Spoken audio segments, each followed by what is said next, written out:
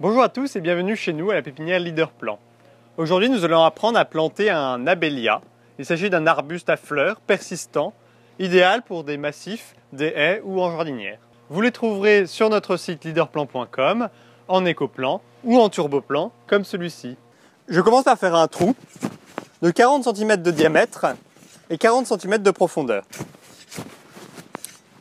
Je mets la terre dans ma brouette. J'ai pris du terreau professionnel tout usage qui est disponible sur le site internet. Je vais mélanger un tiers de terreau avec 2 tiers de bonne terre de jardin dans ma brouette.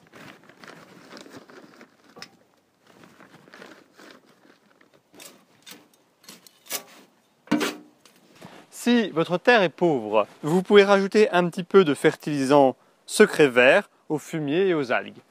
Alors je prends un petit peu du mélange, un tiers terreau, 2 tiers bonne terre, que je mets au fond du trou.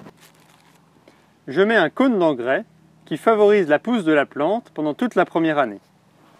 Je rajoute un petit peu de terre au-dessus. J'enlève le pot. Si le système racinaire est dense, je gratte à l'aide d'une fourchette pour favoriser l'émergence des racines. Si la motte est sèche, je la plonge 15 secondes dans l'arrosoir.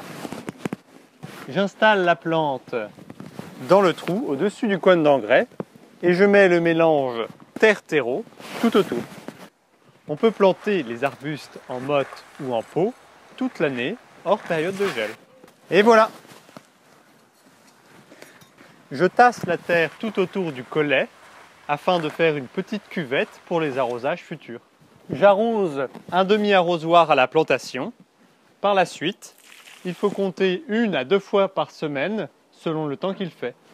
Il ne faut pas arroser en hiver.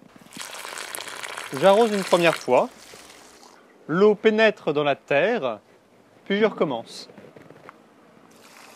Petit conseil, si vous voulez éviter le désherbage et limiter l'arrosage, vous pouvez mettre tout autour une couche de 5 cm d'écorce. Pour faire une haie, on plante les abélias tous les 80 cm. N'hésitez pas à tailler au printemps. Vous pouvez retrouver toute la gamme des abélias écoplan et turboplan sur notre site leaderplan.com. Au revoir!